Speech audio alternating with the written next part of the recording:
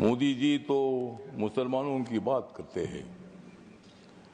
मोदी जी तो मुसलमानों की बात करते हैं, लेकिन कांग्रेस वाले मुसलमानों का आघात करते हैं। विरोधी दलों की रात हो रही है काली, विरोधी दलों की रात हो रही है काली, नड्डा साहब बजाओ तुम भी ताली। खड़गे साहब, जब कर्नाटक में आपको मुख्यमंत्री बनाने का मौका आया था तब उन्होंने नहीं बनाया आपको। ये बिल पास होने के बाद नरेंद्र मोदी जी चौथी बार देश के प्रधानमंत्री बनेंगे और नरेंद्र मोदी जी बनेंगे तो मैं भी बनूंगा। चेयरमैन सर, इतनी हो गई है रात, मैं कर रहा हूं वक्त बिल पर बात। मैं दे रहा हूं मोदी जी को साथ, मैं दे रहा हूं मोदी जी को साथ, इसलिए कांग्रेस को मैं दिखा रहा हूं हाथ। मोदी जी तो मुसलमानों की बात करते हैं, मोदी जी तो मुसलमानों की बात करते हैं, लेकिन कांग्रेस वाले मुसलमानों का आघात करते हैं। मोदी जी तो गरीबों की बात करते हैं और हमेशा नरेंद्र मोदी जी ने मुसलमानों की, माइनॉरिटी की, दलितों की, गरीबों की बात की है। अध्यक्ष महोदय, ये बिल जो है बिल बहुत ही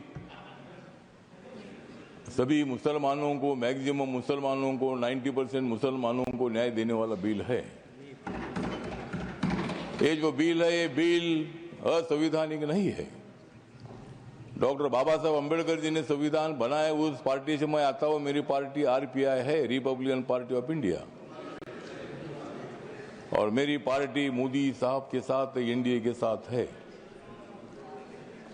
ये जो बिल है बिल मुसलमानों पर आज तक अन्याय होता रहा। Congress party divide and rule की पॉलिसी करने का काम करती रही और मुसलमानों को, दलितों को न्याय नहीं मिलता था। आज मुझे लगता है कि जो ये बिल आया है, हमारे किरण रिजिजू जो ट्राइबल कम्युनिटी के बुद्धिस्ट है, माइनॉरिटी के हैं,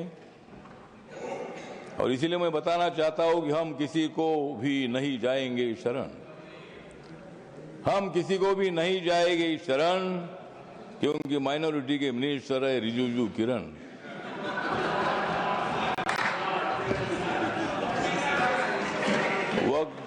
वक्फ बिल का हम करते हैं स्मरण, वक्फ बिल का हम करते हैं स्मरण, लेकिन अपोजिशन को हम करा देंगे हरण।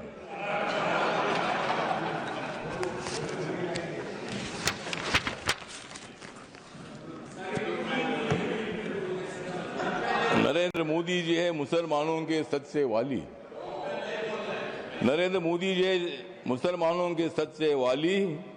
खड़गे साहब, बजाओ जोरदार ताली।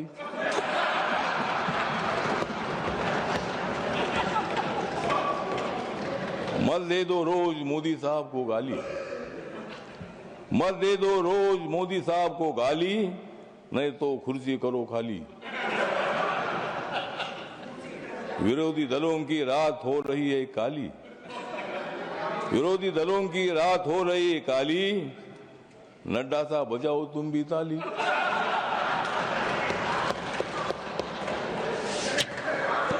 तो ये जो बिल है, ये बिल बहुत ही परिवर्तनवादी बिल है।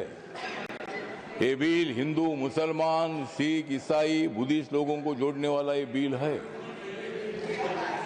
ये जो बिल है ये बिल असंवैधानिक नहीं है, जिस तरह आप बता रहे खड़गे साहब। संविधान बाबा साहब ने लिखा है, आप भी बाबा साहब के अनुयायी है, मैं भी अनुयायी हूं। और आप जिस कांग्रेस पार्टी में, खड़गे साहब, जब कर्नाटक में आपको मुख्यमंत्री बनाने का मौका आया था तब उन्होंने नहीं बनाया आपको, और मुझे भी मंत्री बनाने का मौका आया था, आपने मंत्री नहीं बनाया, मैं इसलिए इधर आया। मैं